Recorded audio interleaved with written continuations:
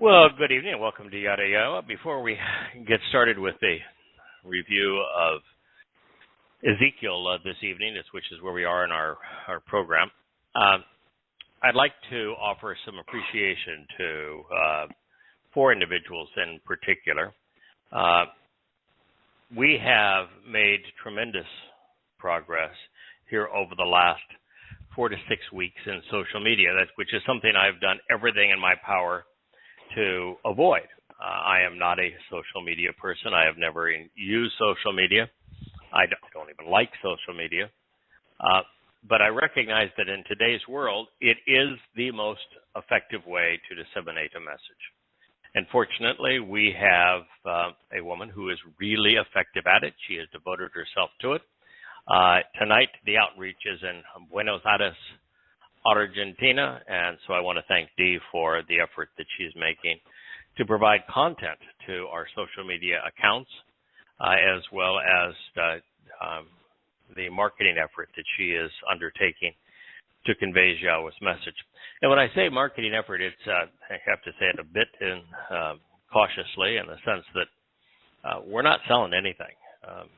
You're free as a listener to accept or reject what we have to say. We do not have a donate button. We don't accept any money from anyone. Our books are free in their entirety online. They're royalty free through Amazon if you prefer the printed material. This show is provided without advertisement. We do this because we love Yahweh and we have committed ourselves to calling his people home. So I want to thank Dee for the work that she has done. She has worked tirelessly with Leah and with others, but it is a marvelous job. The second is, of course, Jackie. Jackie is the editor and publisher of all of the books that we have written. She's a phenomenal editor. She has become a spectacular publisher. And she's the glue that holds it all together, the discipline that makes it happen so that we're presenting a product worthy of Yahweh. And so I do want to thank the extraordinary, the wonderful Jackie. It is also important for us to recognize just how wonderful, professional, user-friendly the website Yada Yah has become. And there's so many tools being developed in what's called David's Sandbox behind the scenes. But David, thank you for the work that you've done on the YadaYah.com website. The presentation is spectacular. It is user-friendly. There is an enormous amount of information. It's all exceedingly accessible. We do a much better job now of linking to the community that supports this work. Those like Steve, who presented on our work on YouTube, and those who have been devoted to, like James, to presenting the audio archives of these programs. So thank you for that. And Kirk, you and I were talking before this program began. I've done something that I never thought I would do.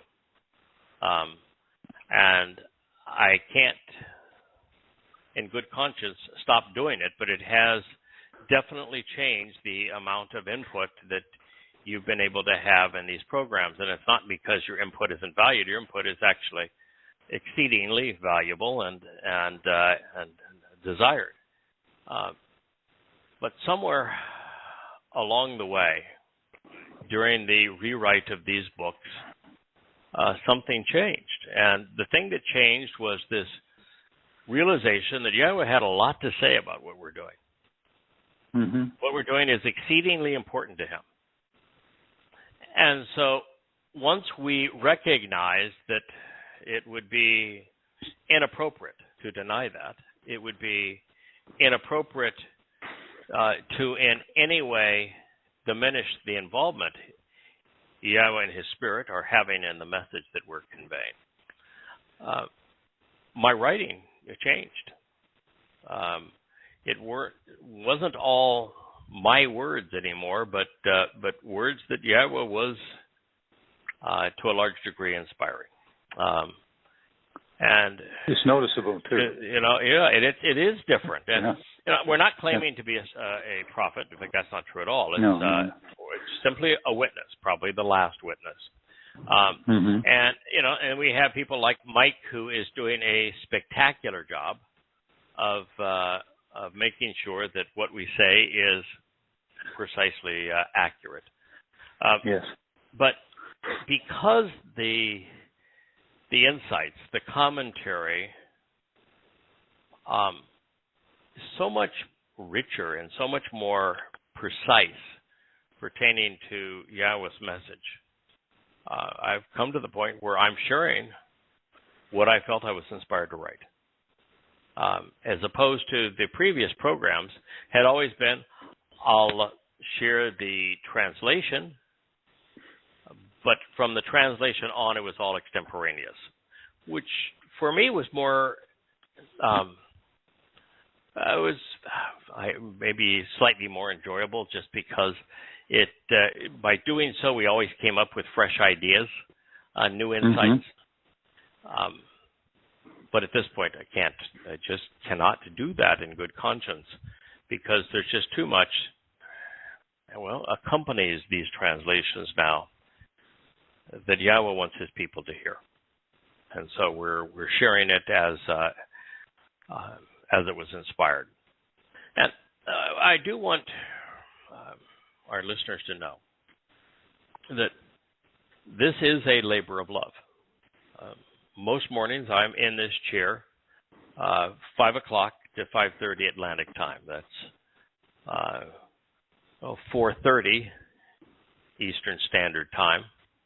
It's 1:30 in the morning, your time, Kirk. And most days I finally leave this chair, translating and commenting, about 7:30 or 8 at night. This is a labor of love. And the gain, of course, we have personal gain. We learn. We enjoy our time with Yah. That is rewarding. Well, that's not the reason that we devote so much time to it. It's just there's very little time left. There are very few Yehudim who are listening. And Yahweh has committed to have a day of reconciliations. And so it's important that we make certain that there are some Jews there who finally recognize Yahweh's name, accept the terms and conditions of his covenant, and begin to turn from their Talmud to his Torah. So with that said, before we again commence into Ezekiel, picking up where we left off last week, which was Yakitzel 7:19, I want to talk a little bit about the Ukraine. There are probably less than 20 people in the world that are saying what I'm saying on the Ukraine. In fact, if you combine all that is being said here in this program about the Ukraine one-on-one, I am telling you emphatically that the Russians were provoked into invading the Ukraine. They were given no choice. And that this was a replay of the Cuban Missile Crisis, but this time we didn't have someone with Kennedy's character or intellect in the White House. And so rather than say we will demilitarize Turkey, which is where we had our missiles at the time, and we will commit not to reinvade Cuba and make Cuba part of the American sphere of influence, the Russians withdrew their missiles. We withdrew our missiles from Turkey, and we avoided World War. This time, we're aggravating World War. And it's perplexing in a way because, while I can understand why Biden wants it, his popularity had plunged to the point he was going to be trounced during the midterms, and it's hard to oust a wartime president. That's the way Americans are. Remember the Maine, Gulf of Tonkin, the sinking of the Lusitania, Americans will swoon and sacrifice their lives on the grandest of lies. It's just something about a deficit in American character. So I understand why he did it. I understand why the progressives that dominate his administration want it, which is that COVID was made a grand stride to a one-world government, to nationalized control over business and people's liberty, even a unified control over the media. Turned out that everything that they said was wrong. In fact, here's the interesting anecdote. This week, the chief entomologist from Sweden was asked to be part of the World Health Organization's leadership as it relates to viruses going forward. And a journalist, a progressive no doubt, took exception with that and said that he was the head of Sweden's very controversial program where there were no lockdowns and where there was no deprivation of livelihood. And as a result, they had among the highest death rates in Europe. And I realized it would have taken him 30 seconds to fact check. If evidence and reason meant anything to a progressive who dominate the media and politics today, it'd take him 30 seconds to check. The fact of the matter is that Sweden ranks 57th in mortality per 100,000 people of COVID, 57th. In Europe, they're 25th. They're not amongst the worst in Europe. They're 25th.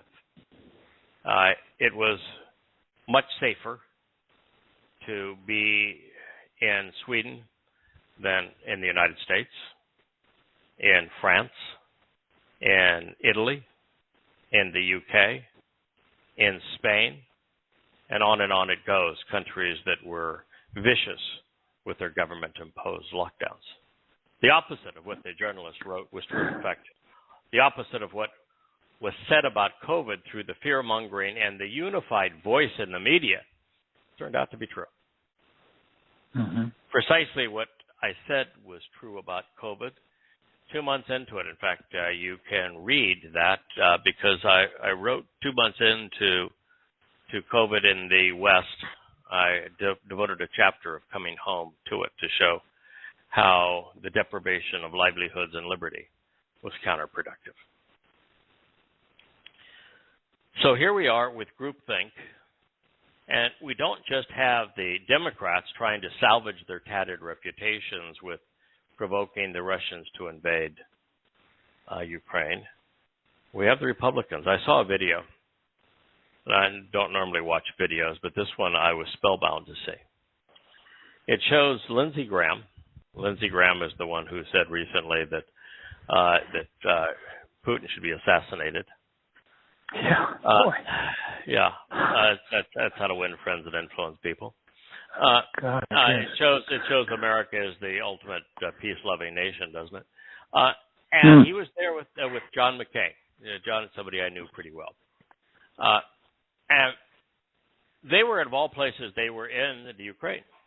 They were in the Ukraine probably 2 years, maybe 3 years after Obama's miscalculation, where the Obama administration decided that we could make NATO viable again if we sponsored a coup in the Ukraine and toppled the popularly elected democratic government and make the Ukraine pro-Western, pro-Europe and the United States, dependent upon the IMF as opposed to a client of Russia. It backfired. That move is what led to the invasion.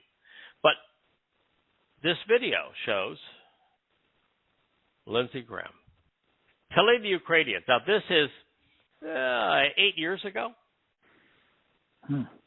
Your enemy is our enemy.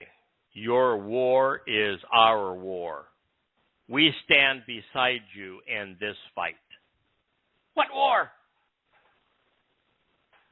The war they wanted. So the Republicans are as guilty and inspiring and provoking this war and anticipated it 8 years ago.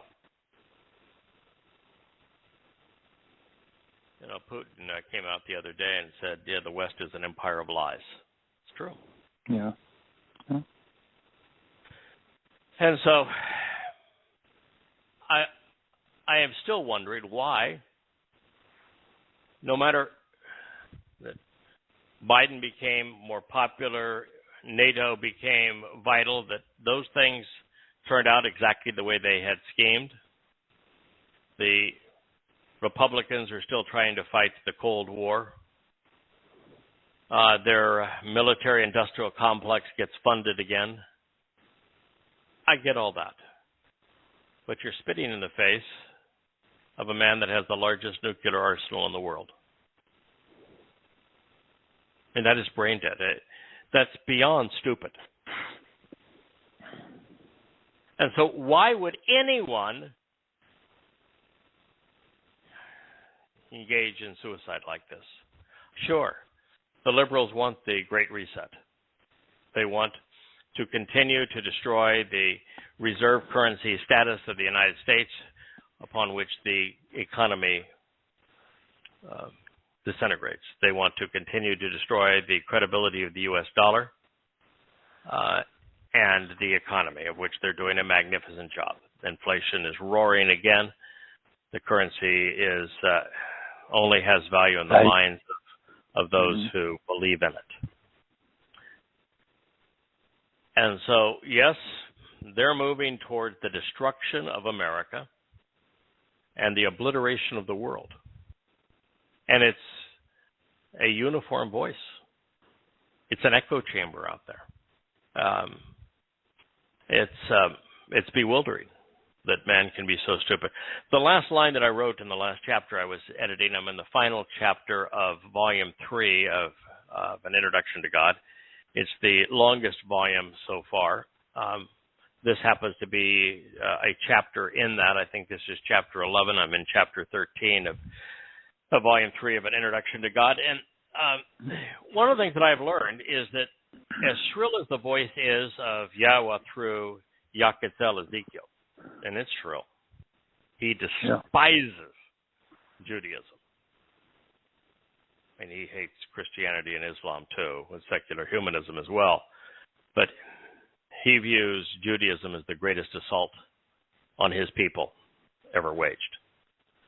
And one of the things you quickly learn is that the message through Daniel and Malachi,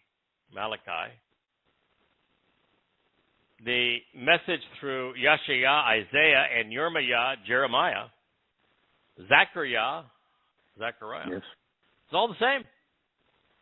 It's all the same. Amazing. God is saying, I despise Judaism. I despise the religion of my people. It is repulsive. It's an abomination. It is an utter and complete rejection of who I am. It's unforgivable, and it's so bad that the only option is to obliterate my own people. And that brings me back to the Ukraine. Kirk, what's the birthplace of Hasidic Judaism, which is the most popular, fastest growing, most dominant form of Judaism today? Ukraine, of course. It's in Ukraine. Yes. Yeah, Hasidic Judaism was created by Baal Shem Tov, Israel Eliezer, in early 1700s. Kirk, what is the most anti-Semitic place on earth in terms of pogroms, the torturous treatment, murderous treatment of Jews prior to and during the Holocaust? Yeah, I believe the number is 80% in Ukraine, and rather vicious. Yeah. I mean, beyond 80%. Yeah, 80% of the world's most vicious attacks on Jews took place in Ukraine. Many of them 200 and 300 years before the Nazis even rose to power. So the most anti-Semitic place on earth, the place that has been most brutal to God's people, and the religion that has been the most destructive to God's relationship with his people, both emerged in the Ukraine. So as we move towards the end of days, and Yahweh's return in October of 2033, year 6000 Yah, and God has to clean house. He has to remove the vermin for his people to dwell safely. What better place to start than the Ukraine? Yeah. Can't argue that. All right, so we're going to return to where we were at the end of our last program, and I understand that we've been doing this now for 20 years, and been doing this program, the audio part of this program, for a better part of 12 years. So we've been doing this a long time.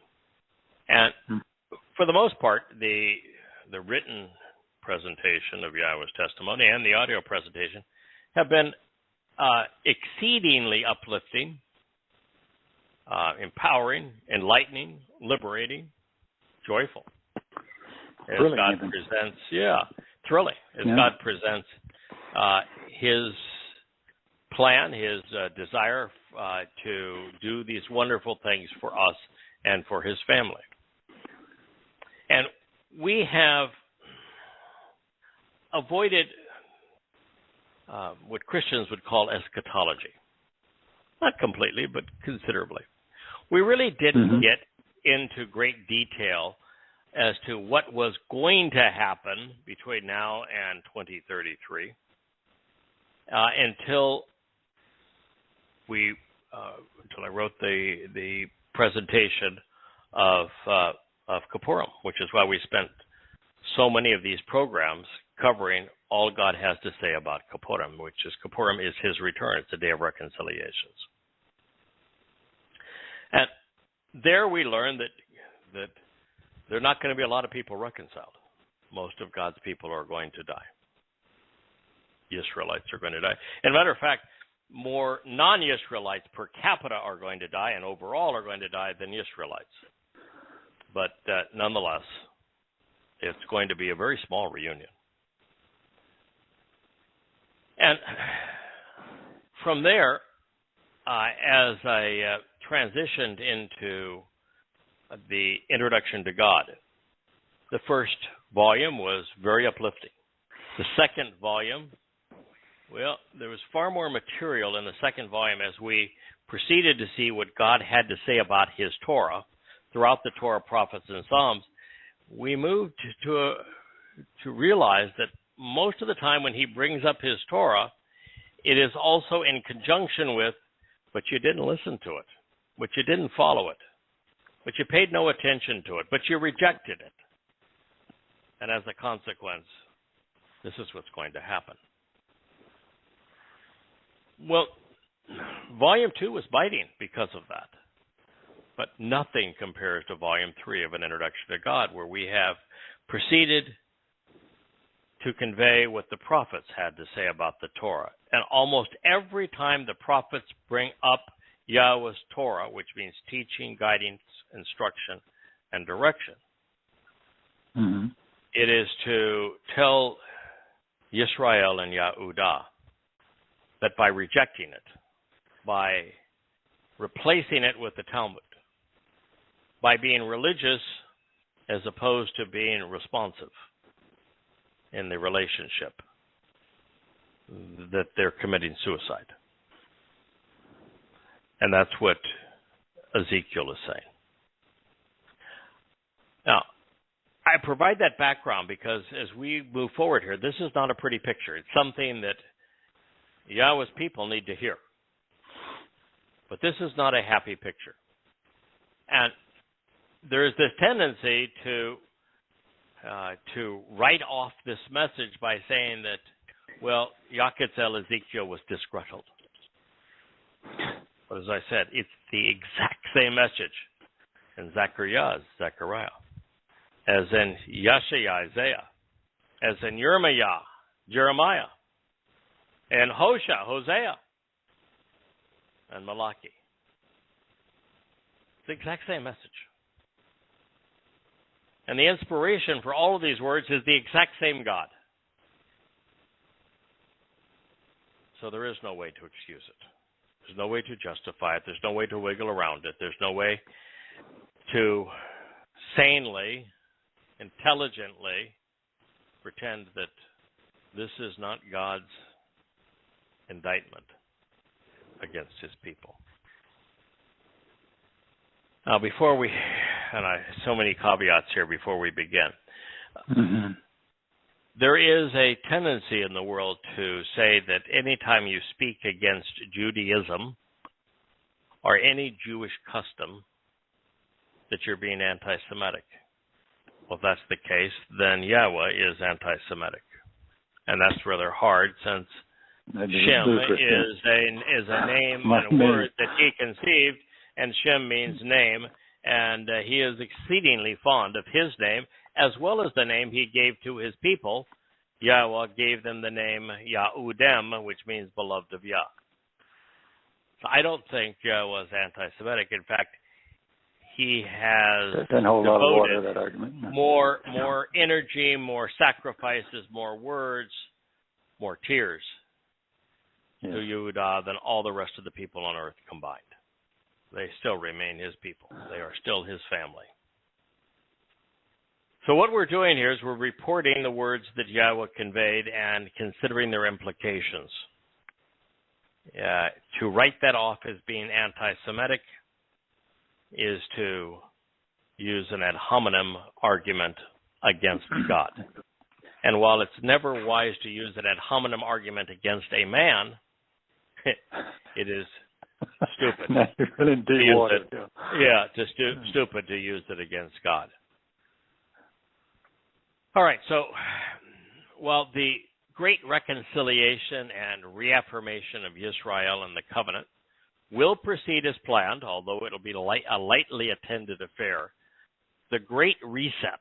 The Great Reset is when the Bidens of the world continue to destroy the value of currency and economies such that money becomes meaningless and useless. It is already a debt instrument. It's a liability.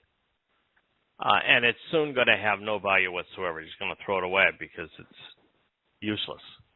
And so the Great Reset is to replace the world's currencies with a different currency that is controlled and regulated by the most elite and empowered around the world. Their money and their valued property, Yahweh inspired Ezekiel to write, they will throw into the streets. Their gold and their precious metals will come to be sullied, devalued, and corrupted. Well, there's much more to Yakitzel 7:19. But just think about that. Money, prior to the creation of fiat currency. Fiat currency is a currency based on debt as opposed to on an asset. Mm-hmm. What an unbelievably destructive idea. But nonetheless, fiat currency was propagated around 1920. It was propagated by Woodrow Wilson, Colonel House initially, through a scheme to create a central bank in America. It has no checks and balances. The currency is constantly devalued by inflating the money supply. Mm-hmm. And it is something that changes fundamentally the nature of money, because money previously had all been asset-based. It was based on gold or silver. So you had a real tangible asset that had value around the world that you were offering. Even when paper money was created, it was a silver certificate or backed by gold. But there is no They're backing for redeemable. currency now. The money is created as a debt instrument. It's a liability. And so only now can this even happen. It didn't happen during the Great Depression. Money still had value. There just wasn't very much of it. No. People didn't have very much of it. And so it was people starved. People were out of work. But we're going to come at a time where money is just no longer valued. That's only possible today. So this prophecy, which is, 2,600 years old, should be enough to get your attention to say, how in the world did this fella, Ezekiel, predict that a time would come when money and precious metals have no value? But he did. He said their currencies and their coins will fail them, as they will be incapable of prevailing, so as to deliver them or save them during the day of anger and rage of Yahweh. Okay, so we have a new wrinkle. The day of anger and rage. Bahom Ebra. The time of fury and wrath of Yahweh. Yahweh has had moments where he has intervened in human affairs, where he's done things because he was disappointed with humankind, where he was trying to accomplish something important, and a lot of people died. The flood, he destroyed the entire region around the Black and Caspian Seas and up through the Tigris and Euphrates rivers, where humans with an Asalmai had become religious and vicious and political and militaristic. And he was disparaged that he'd even created humankind in the first place. But he gave us a fresh start. When liberating his people from the crucibles of religious and political oppression in Mitzrayim, misnamed Egypt, when the Egyptians wouldn't let his people go, he assured them that they paid a dear price, showing that there is a consequence associated with abusing his people. But since that time, other than to tell us that if you abuse his people, well, you're going to find that life is short. And look at the nations. Imperial Rome, gone. Greece, essentially gone. The Roman Catholic Church, disintegrating. The Ottoman Empire, gone. Nazi Germany, gone. It doesn't work. Look at the Ukraine, the pogrom, capital of the world, being destroyed. But nothing compares to what's going to happen upon Yah's return. He is, up to this point, he has created the opportunity for us to be as bad as we want to be. Free will and all. Choose to know him or not know him. Bleak for a good long portion of that. For thousands of years, there wasn't a single person that listened to Yahweh that wanted to engage in a relationship with him. Thousands of years. Yeah. But we're reaching a point where there may be no one in Israel that is willing to boldly pronounce Yahweh's name, that understands his Torah means teaching and guidance, to understand that the covenant has conditions, responsibilities, and benefits, understands the relationship between the Moed Mikre, the 7 annual invitations to meet with God, and how they facilitate the benefits of the covenant, and actually structure time from our exodus from the garden to our return to the garden over a period of 6,000 years. No one. And so God has to deal with that. He wants to come back, and he not just wants to come back. He will come back on Yom Kippurim in year 6000 Yah, October 2nd, 6:22 p.m. as the sun sets in Jerusalem. And he's coming back with Dod as the Messiah and King. And the purpose is, as Kippurim indicates, to reconcile his relationship with Yisrael and Yehudim. Now, he doesn't say how many, other than to say there'll be very few. And there'll be some Goyim along with them. But everyone else, it's over. God is not happy upon his return. He will be delighted come Sukkah, and all of the rubbish is gone. But as he returns, it's a day of anger and rage, disgust for the religious and for the political, but particularly for Judaism. He goes on to say, their souls will not be satisfied. Their guts will be emptied out and spilled. This is a visceral, graphic portrayal. For indeed, their propensity to pervert and corrupt the truth has been and will be the obstacle in their way and a stumbling block. The perceived status of his glorified trappings and his adornment, that which he used to feed his arrogance and pride and to convey his lofty appearance, in addition to the reprehensible religious objects of worship, their role models, their fanciful representations and venerated images, are among the vile and filthy, even repulsive things that they have engaged in and profited from, as well as celebrated.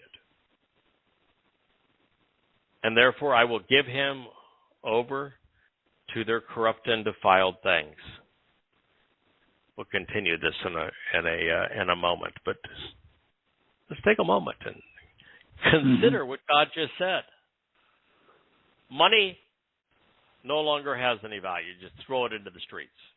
Precious metals, devalued. Currencies and coins fail, incapable of prevailing. We're approaching a day of anger and rage. The world is headed that way at breakneck speed, as I said, by sanctioning Russia the way that the West has done. We've assured that the damage already done to our economies and the stupidity of the COVID response is now complete. It is a series of decisions of which there is no return. Guaranteed destruction.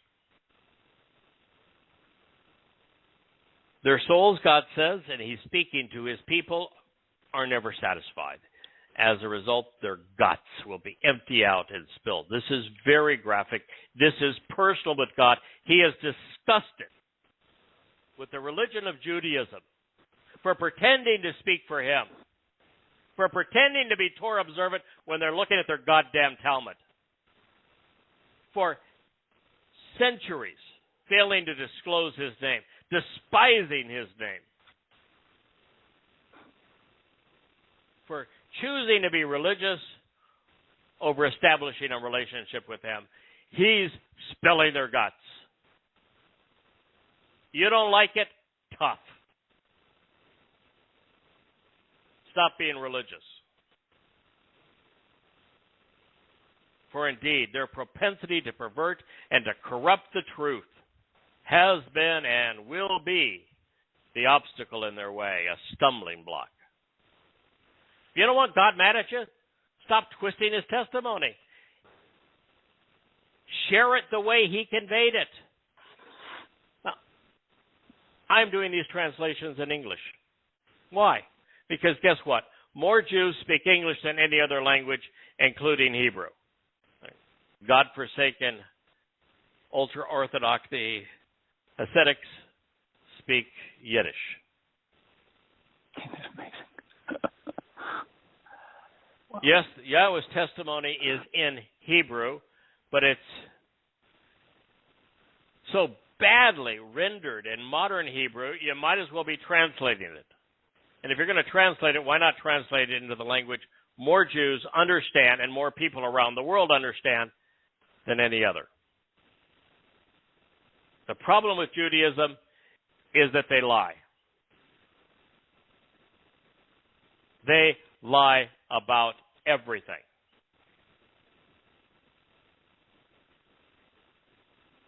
The perceived status of Judaism. You know, in Judaism and Israel, in fact, the ultra-Orthodox in Israel, have about 50% of the power in that country. It's a split between the secular and the religious, and there's only one accepted religion in Israel. And they're vicious about that. The ultra-Orthodox, the black suit dudes with the curly cues and the black hats, they are absolutely insistent that the only religion that matters, that gets any influence, is the Hasidics.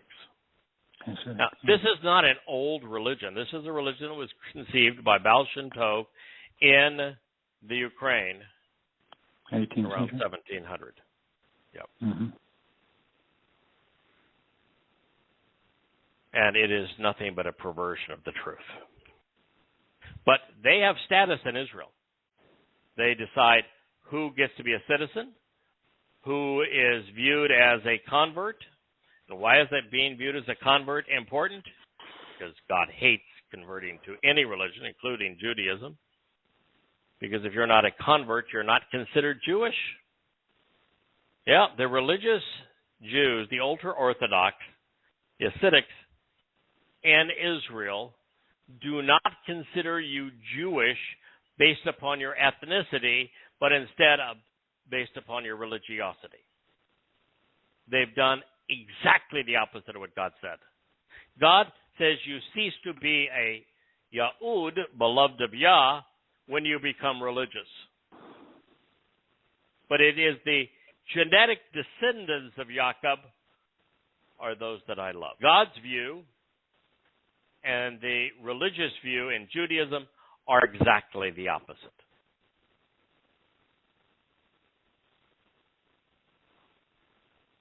And of course, there's a head rabbi for everything. They're also control the food supply and their ridiculous kosher laws, a source of income from them, and they're the ones who decide who gets married and who gets divorced.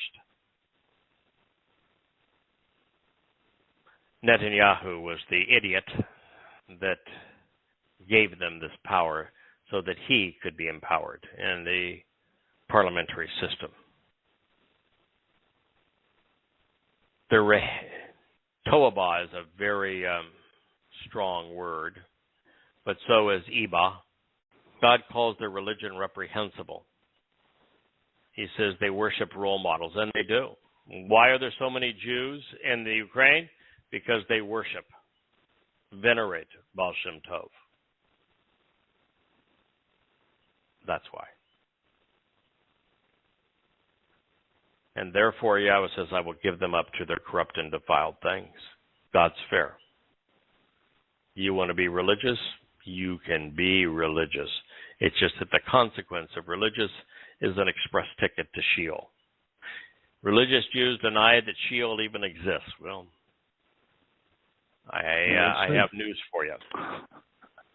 You're headed there.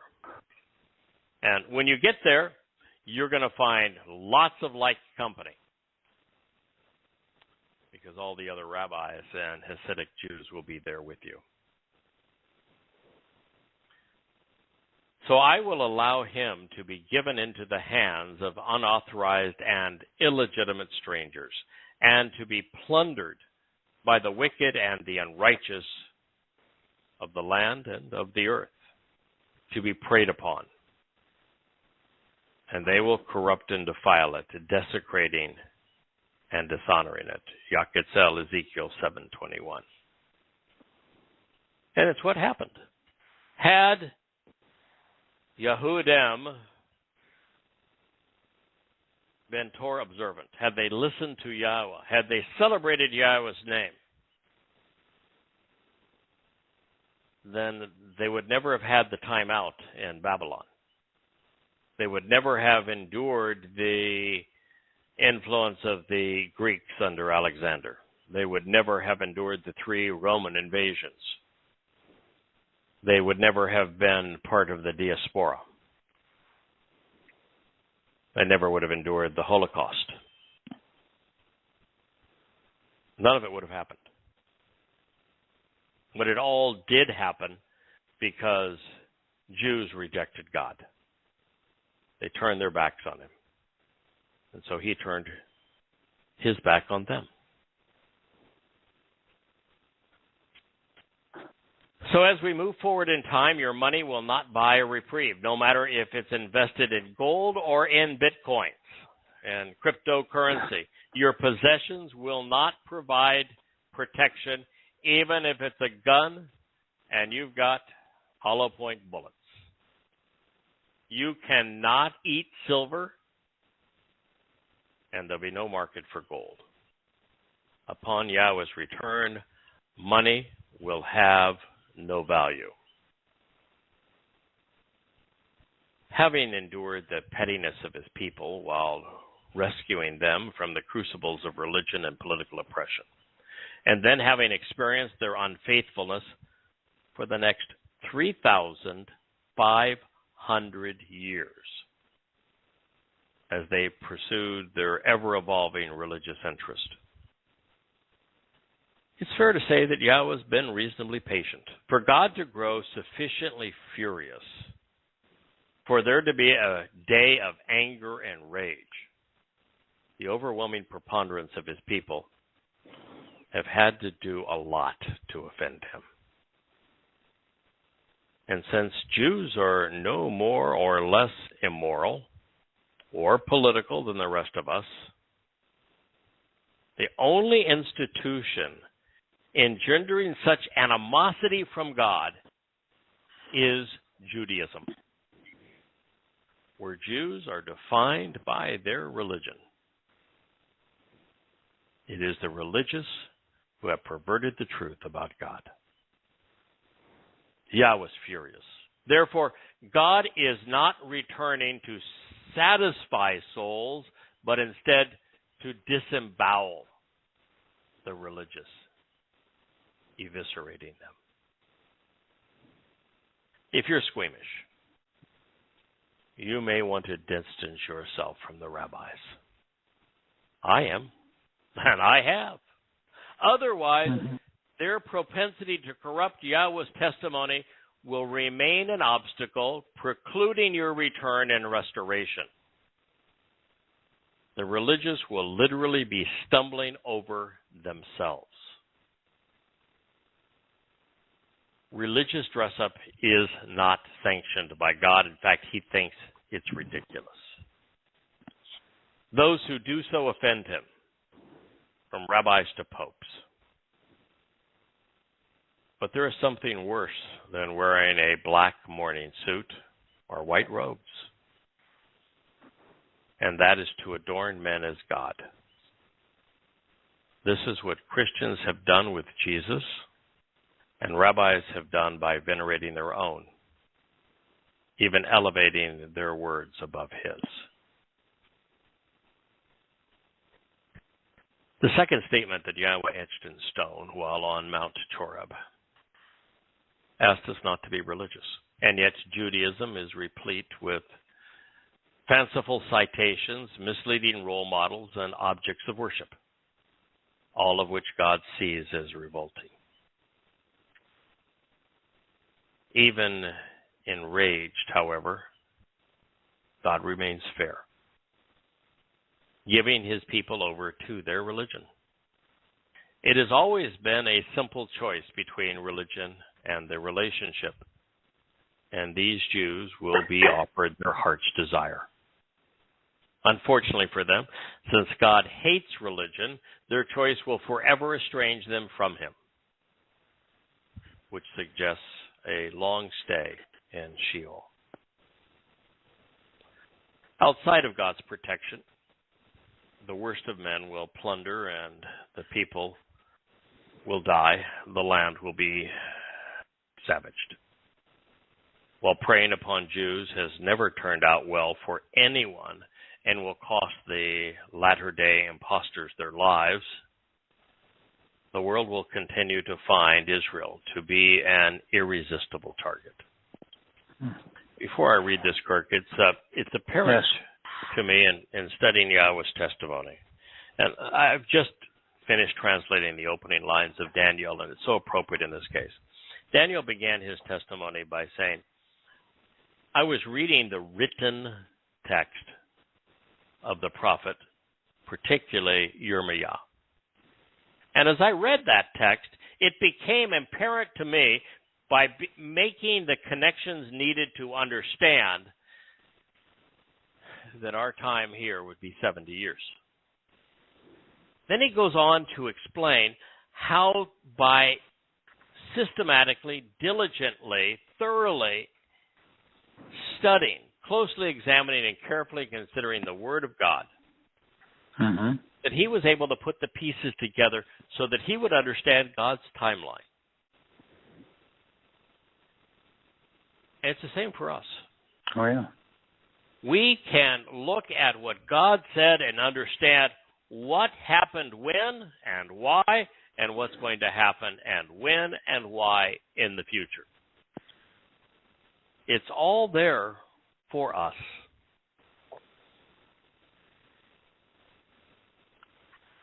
So as we consider what is being said here, understand that God has given us all of the tools that we need, all of the answers that we could ever want for what's going to happen, when, and why. He says, so I will turn my face away from them, as they profane and defile. They corrupt and besmirch my treasured and cherished place. God can't even bear to look at them. And then the brutality, the ruthless and ferociously violent and destructive thieves shall come upon her, and they will desecrate her. Listen, I was in Israel. I said that I would never go back unless it was after Yahweh had done considerable urban renewal. Because it's a repulsive place. I'm sorry. You got religious morons everywhere. You got religious shrines everywhere. And until that stuff's gone, it stinks to high heaven. And God's saying it's going to get worse. They're going to continue to profane and defile and corrupt and besmirch what he treasures. What could be worse than building a shrine to Satan on the top of the Mount Moriah, the Temple Mount? What could be worse than having the most repulsive of Jews stand at the western wall of that Temple Mount and bob their heads with rote religious prayers, fighting these last 2 days against even the Israeli police to keep women from being able to pray and to keep anyone other than the ultra-Orthodox from being able to even approach the site. And oh, by the way, since they claim to be Torah observant, can you tell me how many times the Hebrew word that can be translated prayer is used in the Torah? Not off the top of my head. I can. Hello. Okay. Zero. Oh, Zero is the number of times that it appears in the Torah. Yes. God has no interest in us praying to him. No. God's interest is in us listening to him. It's hard to listen to him when you're yabbering.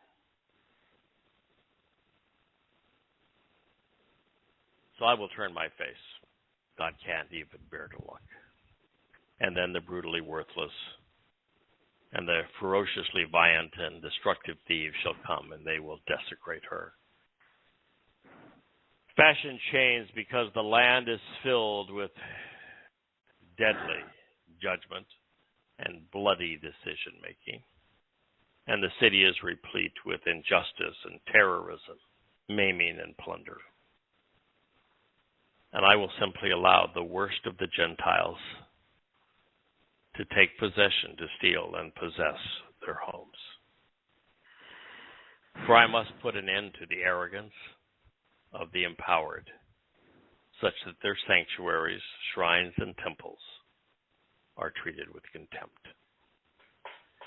Yaquetzal, God crows, Ezekiel 7:24. Looking the other way and allowing the worst of the Gentiles to slither in, such that the arrogance of the empowered, the rabbis within Israel, have all of their sanctuaries, their shrines, their temples treated with contempt. Shalal, seen as defiled and desecrated. Kirk, for the past 6,000 years, God has given humankind the choice to live with him or apart from him. And while this exercise in free will has seldom worked out as Yahweh would have liked, the option to extend our lives is about to end.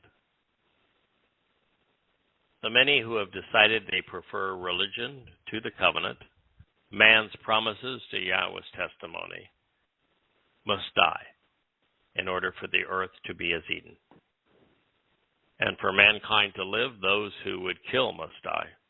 Terror must subside for shalom to commence. When you put the pieces of Yahweh's timeline together, you realize that the story of Eden, which is the first story we're told after creation, is detailed so that we'd understand this is what God wants. This is the kind of relationship he desires. Well, and came the every day. Sukkah, which is the seventh step along the path to God, which means to camp out with God, is the return to Eden. Mankind was kicked out of Eden, just now 12 years shy of 6,000 years ago. And we're about to return. But for us to return, the conditions on earth must be as they were in Eden. And in Eden, there was no money. There was no government. No. There were no politicians. There was no religion. There were no temples or shrines. There were no militaries. There were no police. All of these things will go. All of them.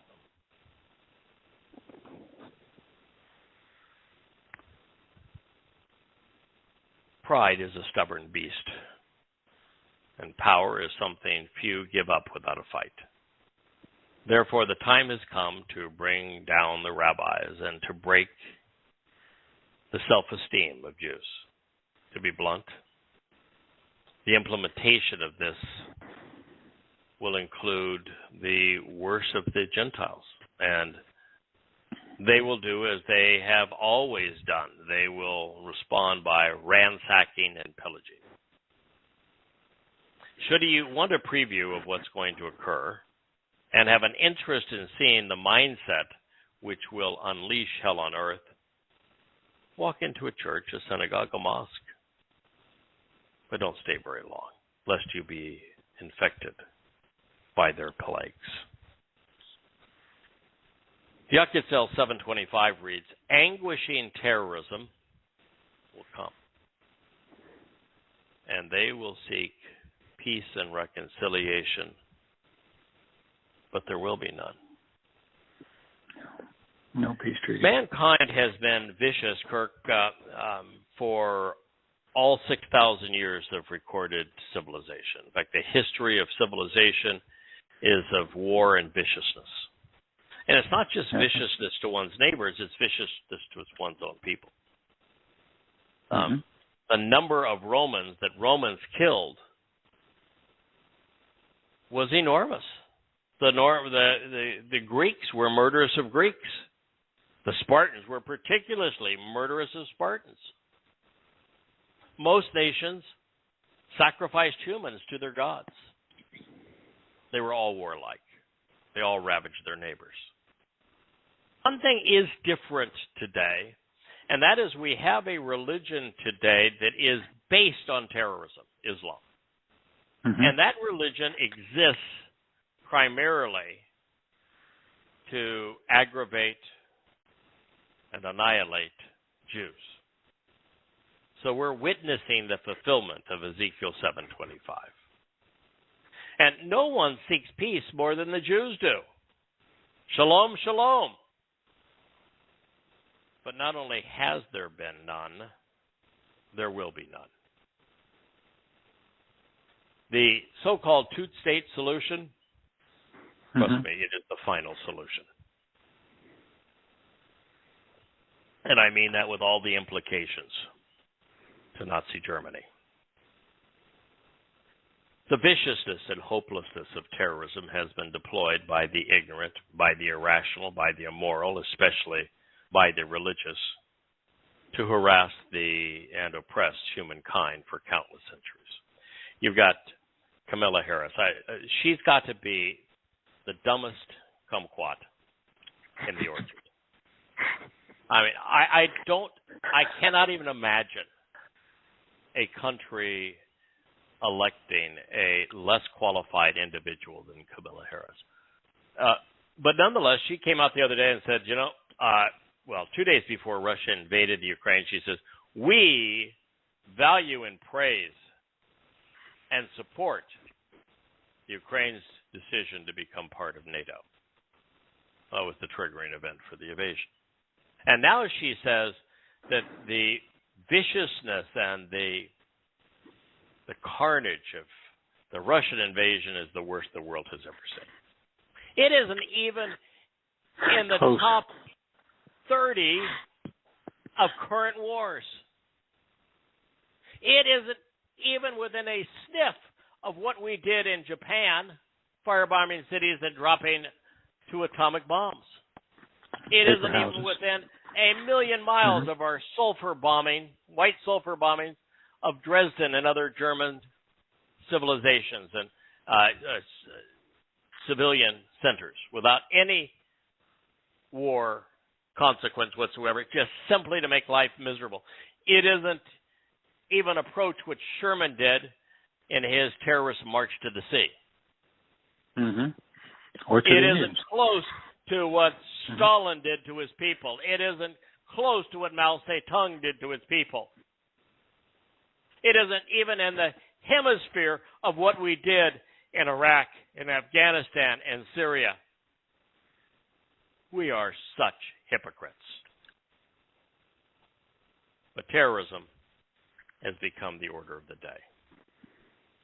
Only in Islam, however, among the world's religion, was the founder a terrorist.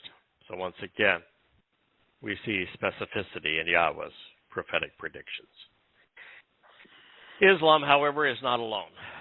Nothing in human history has wrought more misfortune, more tragedy, and catastrophe than religion, especially Judaism, Christianity, and, of course, Islam. Even socialist secular humanism, which has been the deadliest of all.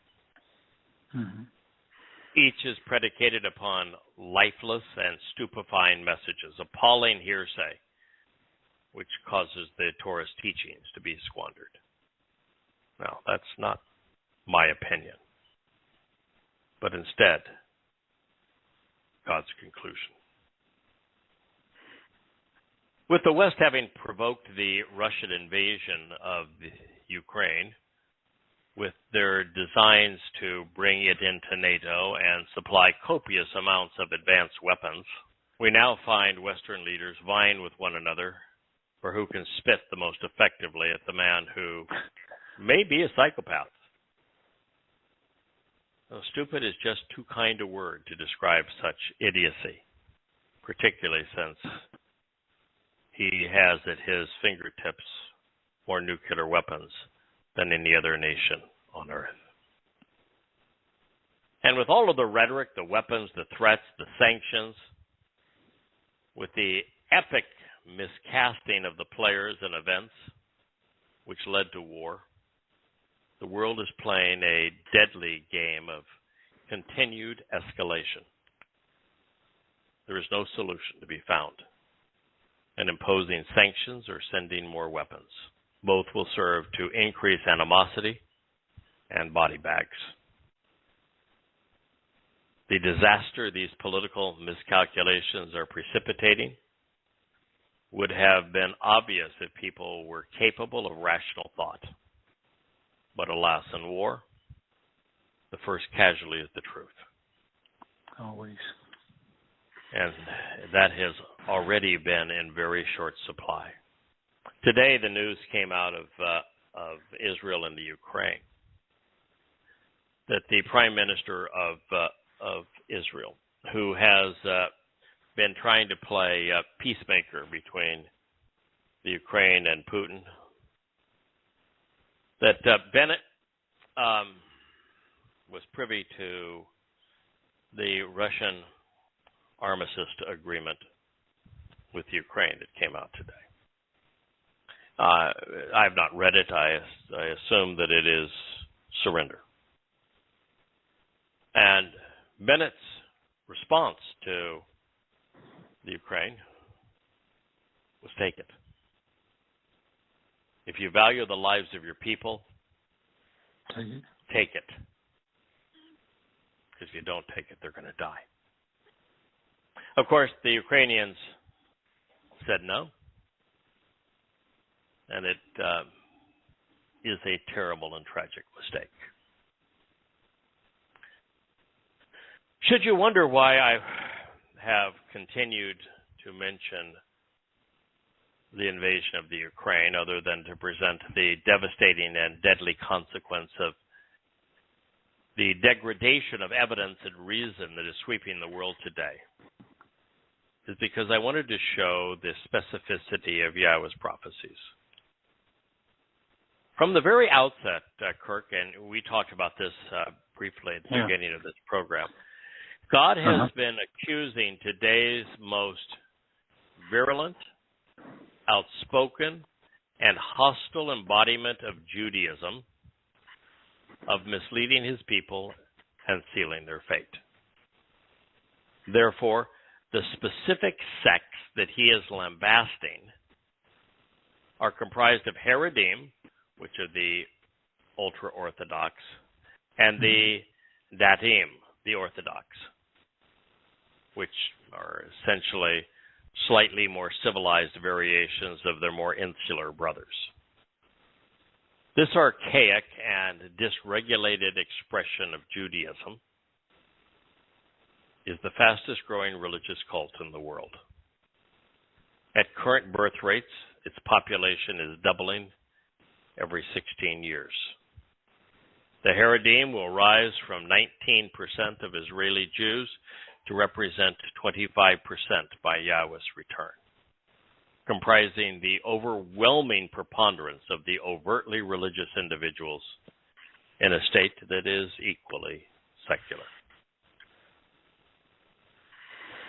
These Talmud toters are viciously aggressive, and they are famously intolerant, such that they have cowered and silenced all dissenting religious influences, including reform and conservative movements, which now comprise a scant 5% of Israeli Jews. Today in Israel, the only rival to Orthodox and ultra-Orthodox strains of Judaism are secular Jews, who currently represent about half of the Israeli population. But they seem to have no power over the religious.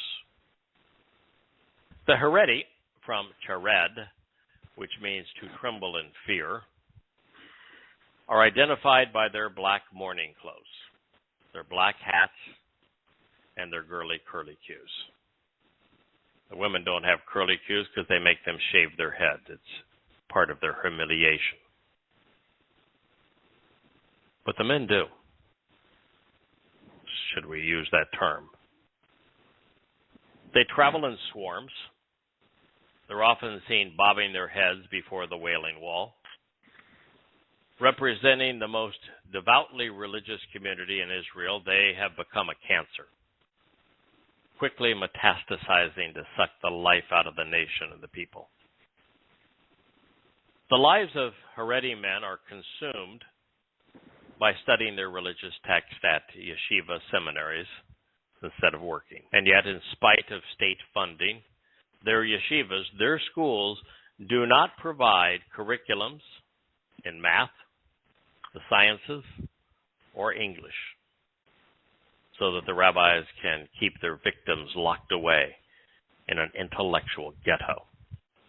Wow. Well, the expectation is that the secular and working Israelis will continue to provide these parasites with a lifelong stipend to remain religious.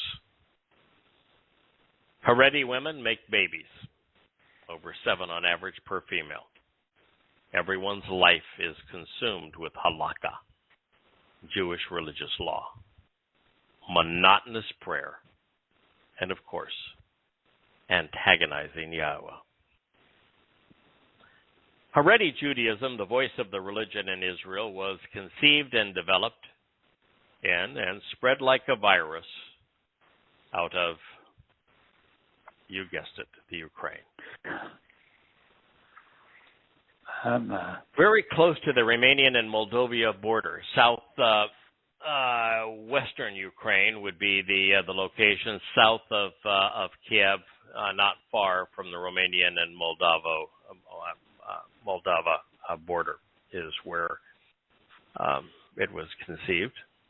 The instigator of the cult, most identified with Judaism today, he was a Kabbalist rabbi, the mystic Israel ben Eliezer, who became known as Baal Shem Tov, the Lord of the good name. Lord of the good name, gosh. Throw up.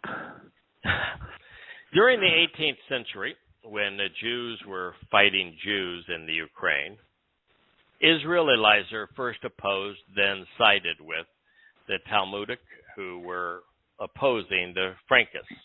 It's common for Jews to be engaged in a civil war. As a matter of fact, Judaism actually emerged out of a civil war. That's the whole Maccabean revolt was over should Yahweh's plan where the priests inherit the job by being born into the tribe of the Lowy and serve without compensation during the Moed Mikre, or should men who covet religious power take their place? And that is the essence of the Maccabean revolt. The most conservative, the most orthodox strain of Judaism was also born in the middle of one of these civil wars, this time between the Frankists and the Talmudists in Ukraine.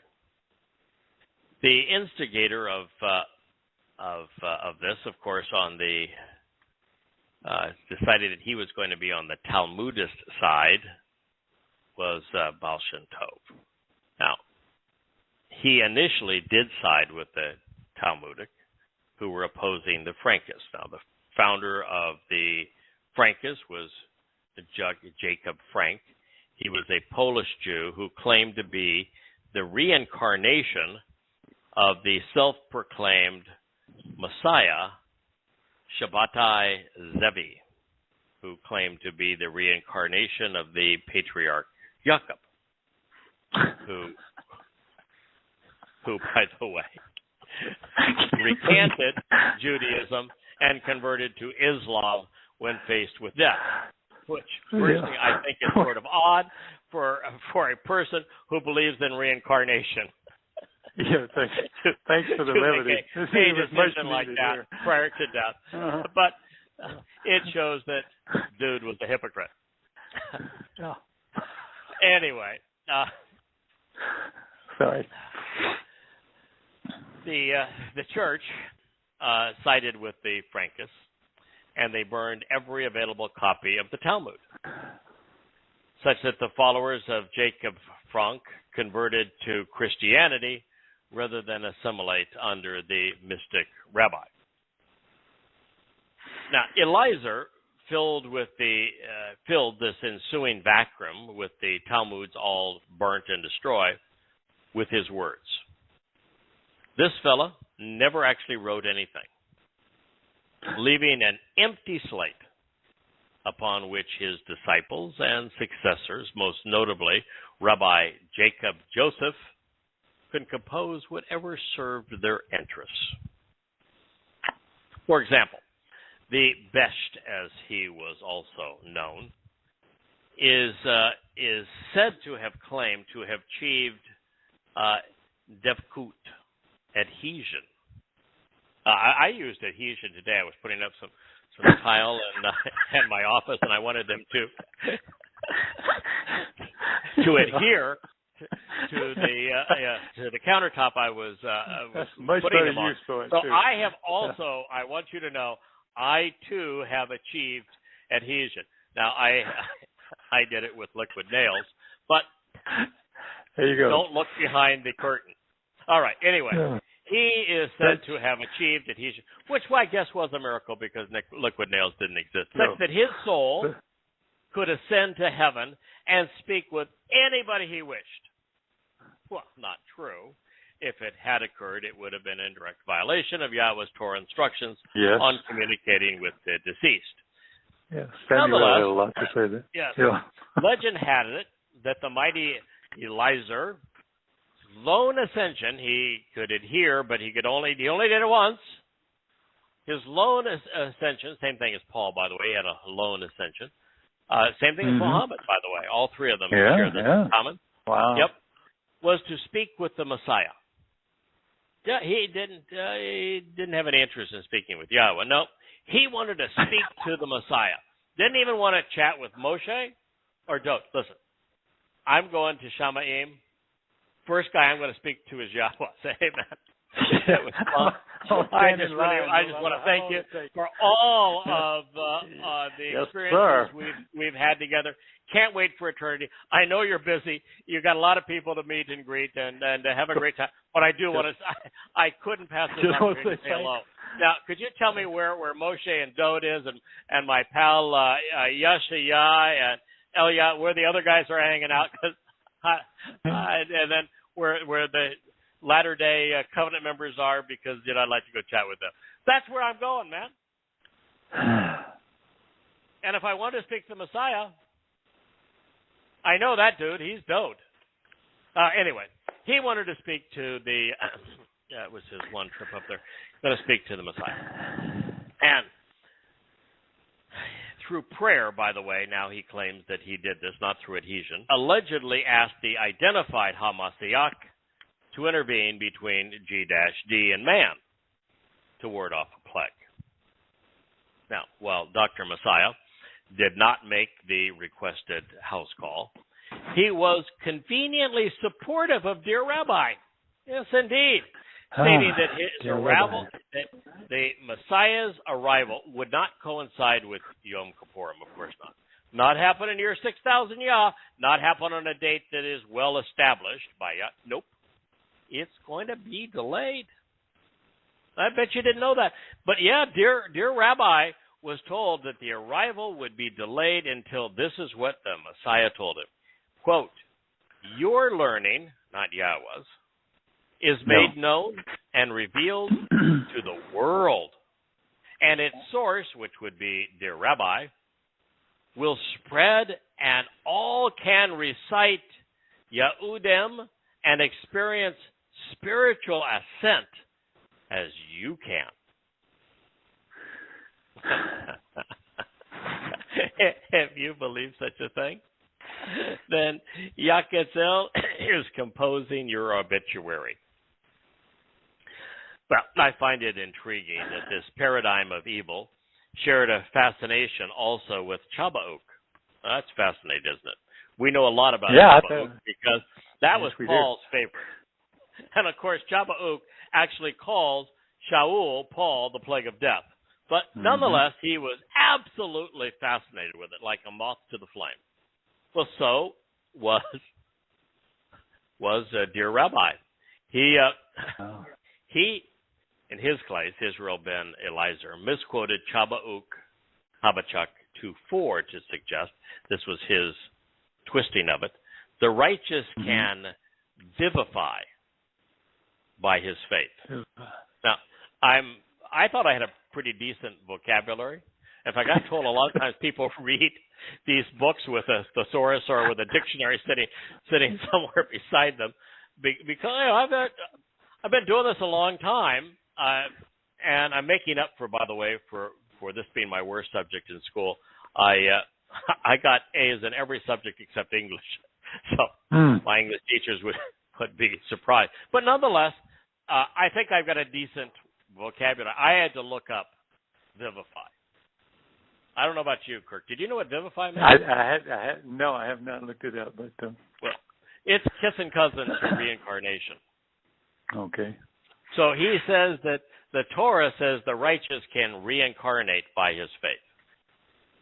That's perfect because, of course, the Talmudists are the Frankists that he was fighting. He was a reincarnated Talmudist turned Christian turned Muslim.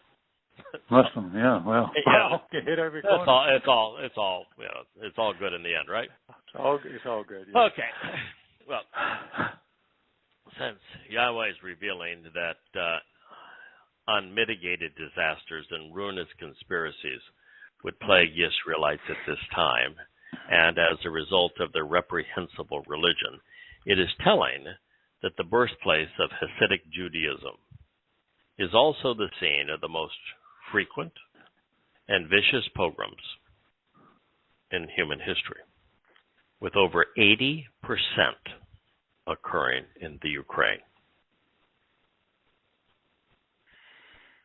The worst and one of the most traumatic in Jewish history was the Khmelnytsky uprising. It began in 1648 and lasted 8 years through 1656. The Cossacks under Bogdan Khmelnytsky murdered tens of thousands of Jews. They didn't think they were even worth remembering. So we don't know if it was 20,000, 30,000, or 100,000. This is particularly sickening considering Ukrainians still venerate this psychopath. The most dominant statue in their freedom squares of him sitting proudly on his war steed in Kiev, directing his butchers to terrorize Jews. And his hideous mug is one of those on their banknotes. Keeping it in the family, the Ukraine is also the site of the earliest and most egregious Holocaust massacre. It occurred at the onset of Operation Barbarossa, the war between Germany and Russia. On 27-28 August 1941. A Ukrainian police battalion, the SS Eisenstoppengruppen, Hungarian soldiers, and the Ukrainian Nazi auxiliary systematically murdered 23,600 Jews. It was the prelude to the final solution.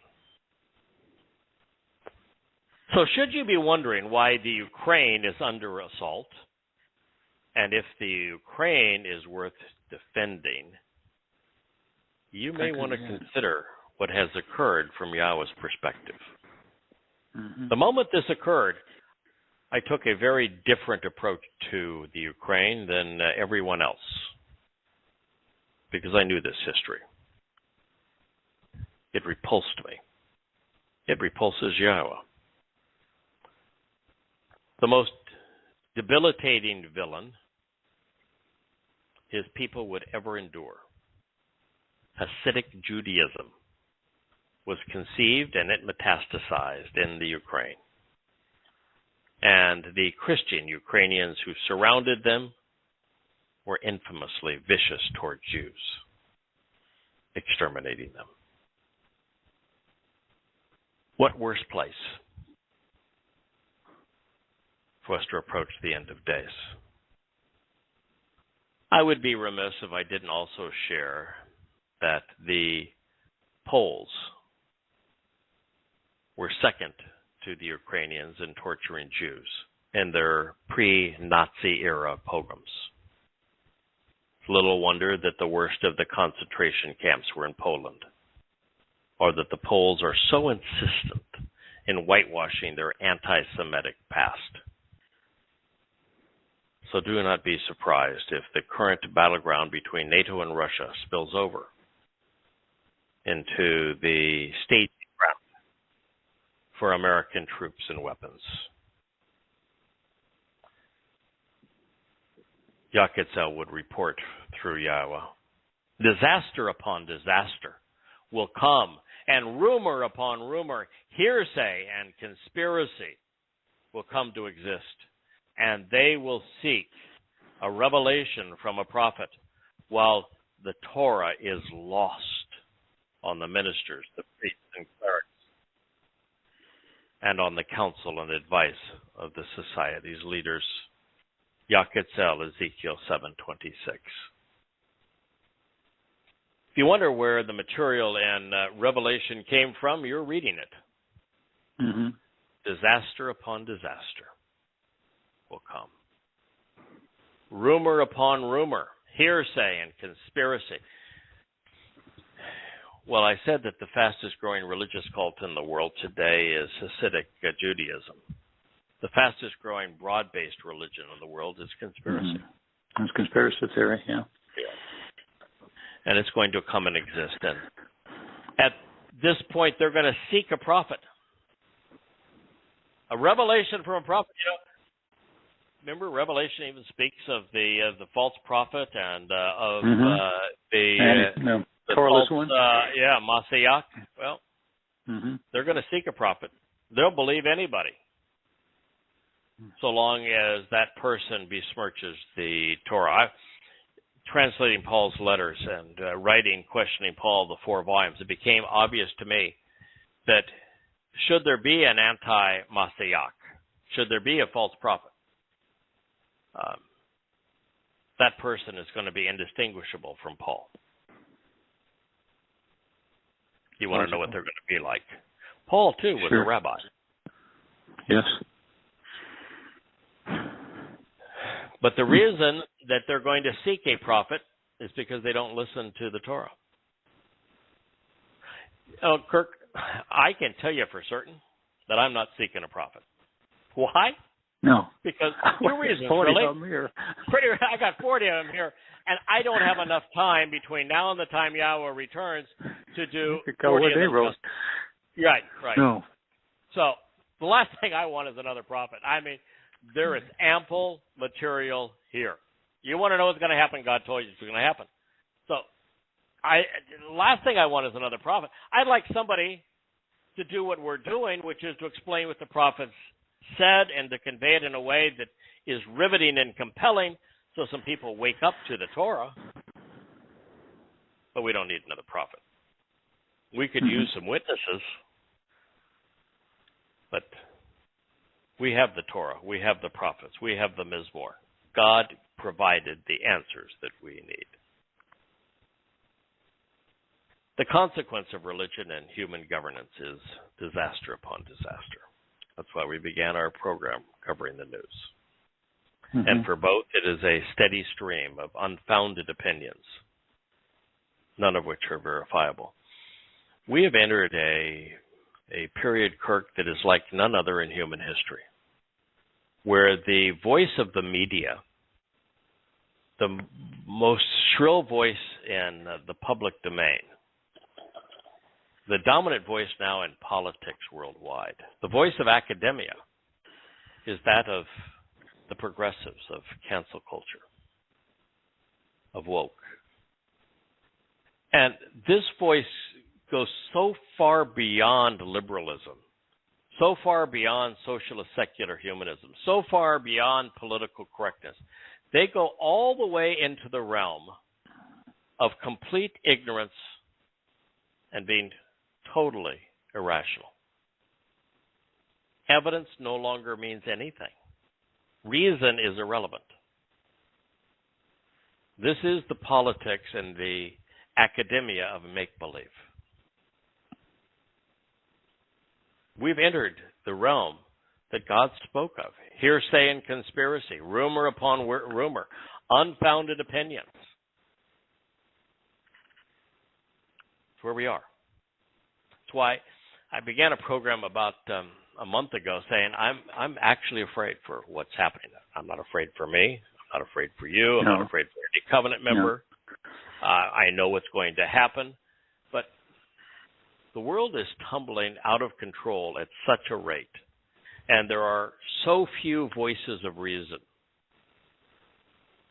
So few adults, just rational people who are evidence and reason based. There's so few of them. It's hard to imagine how we don't tumble into complete economic chaos and world war years before I thought it was going to occur.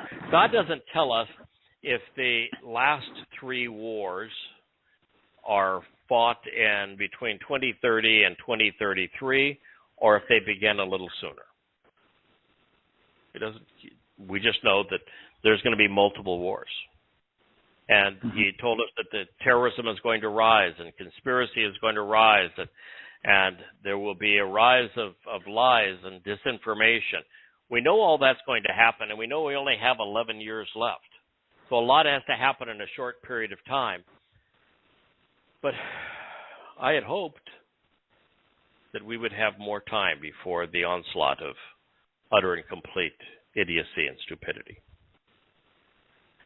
And I had hoped this because with this happening, it's only a matter of time now between now and the time that a country that I really like, Taiwan, is taken over by China. Before China pulls the plug on the free enterprise experiment and goes full tilt communism. Between now and the time that world governments choke out all liberty and all economic prosperity, either through their mythical war on the virus, a mythical war on climate change, or now this self-imposed war against Russia. But in the midst of this, it's only a matter of time for one of those casualties of this conflict, Iran, which now would have no reason to capitulate because you can't preclude the world having access to Russian and Iranian oil without quadrupling the price of oil and devastating the world's economies. The moment you do that, you've given the Iranians the ability to create their bomb, and they're the most likely to use it, starting a nuclear war. There's nothing to preclude in the world the way it is right now for Hezbollah to begin its assault on Israel, or for Hamas, Islamic Jihad, the PLO, to resume their attacks. Assad has nothing to lose at this point. Yeah, what's going to stop him? So we are in a position where the elevation in academia and in politics of progressives who are almost universally anti-Israel. And it's so stupid. They actually believe there's such a thing called a Palestine and a Palestinian people, and that these mythical people are the ones being oppressed. Jews are getting it from all sides. And the Biden administration has been as destructive to Israel as probably any in American history, reversing years of progress. And we talked about that even when when Donald Trump was creating such a positive aura around Israel that this is going to end, and so the next president is going to be exceedingly anti-Semitic, and he is. And his vice president is worse. So if we come to an end of Weekend at Bernie's, then we're going to have unmitigated disaster. So we don't have a lot of time. And as I was telling my wife this morning that when I was a bit agonizing over this, listen, I live in a wonderful place. I have the best job in the world. I'm as happy and content as a person can be. But I'm still concerned for God's people. I'm concerned for them because as the world tumbles into economic chaos and into war, they get freedom of speech is going to go away.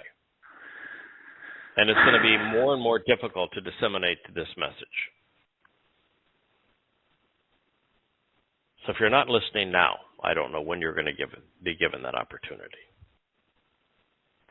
You don't have as much time as you might think. If you've come upon this because of the outreach of social media recently, you've come upon this because it was recommended by a friend,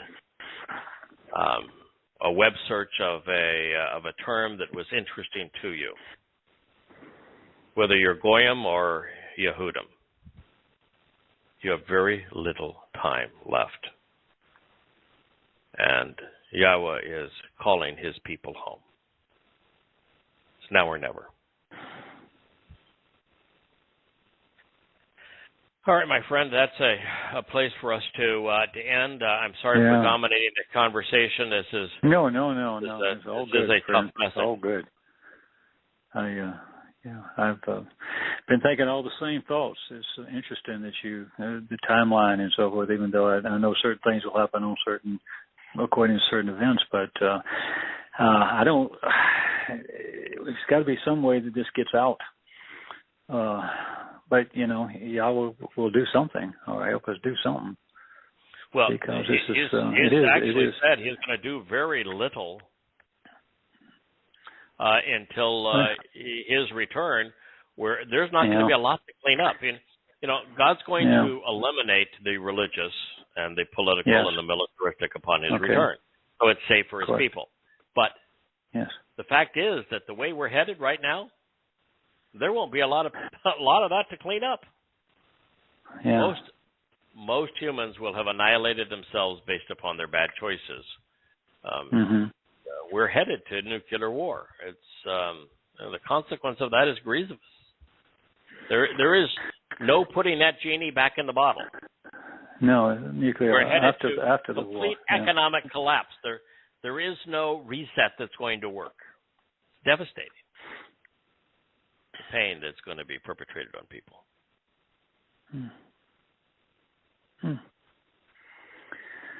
So, if you are a Yehud, a Jew, please listen. Yahweh is your God. He is the God of Israel. He is calling you home. If you are a Goyim, you're welcome to participate in the covenant family and join us in entering God's home, being part of his family. The entire works, nearly 25 volumes at this point, are available at yadayah.com. If you prefer to actually turn the pages of a book, you can buy them under the Yada Yahowah series at Amazon. Yada means to know, to become familiar with, to acknowledge, and to understand, and Yahweh is God's one and only name. The whole series is presented under the title Yada Yahowah.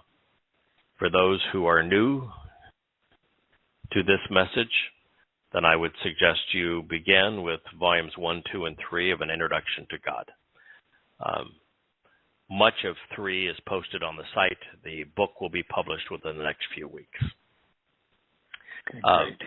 But 1 and 2, by the time you're through reading 1, should you start today, by the time you're finished reading 1, my guess is we'll be ready with 3 long before you complete 2. 3 will be the longest book so far of any volume we have written.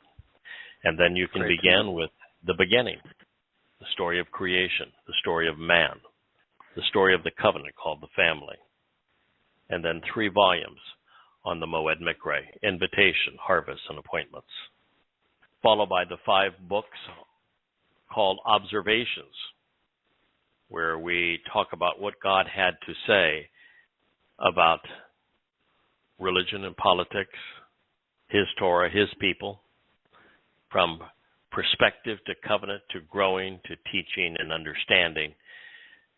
And thus far, there's 2 of what will be 3 or 4 volumes of Coming Home. The first is A Voice, the second, Messiah. And for those who are coming out of Christianity, or for those who are Jews or secular humanists and want to understand how in the world did this religion grow to be so many people, and how could so many people be so wrong, then I would recommend Questioning Paul.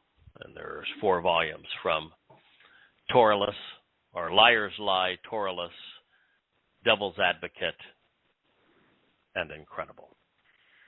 And in those volumes, the entirety of the Christian New Testament is destroyed. And we use Yahweh's words to dispel the myths of the Christian religion. So if you've got a problem with that, take it up with God and see how that works for you. All right, Kirk, it's my pleasure to be with you. I apologize for having a message that is that is so harsh, but this is the message God wants his people to hear. It's in every one of the prophets. You don't cherry pick the prophets to find it. It's the dominant theme. Yes. And so God's not happy with his people. He is disgusted by the religion of Judaism. The covenant has always had a prerequisite, which is to walk away from Babel, from the influence of religion and politics. And God's not about to change. So happy Shabbat to one and all. We look forward to being with you this time next week. It's a lot to read. I hope that those of you who have read all the books of the Yada Yahowah series, take them up again. They are so much richer and fuller and more complete and more accurate and compelling. There may have been several hundred unique insights that had not been considered for, better part of 3,000 years in the originals. It's got to be 5 to 10 times that many now. God has been very, very open with us in conveying his message. He wants you to know it. He wants you to know who he is, what he is offering, and what he is asking in return. And he is offering everything that you could possibly want. Immortality, perfection, to be adopted into his family, to be enriched, to be empowered, to be enlightened. He wants to transform you into a witness for him and for his people, so that there can be a wonderful celebration on the day of reconciliations, and then when it is all over, we can camp out with him as we return to the conditions experienced in Eden. Well, may Yah blessed, and thank you, Kurt, for being part of the program, and those of you who are listening, and those of you who are helping to disseminate this message. May Yah bless you all. Good night. Good night.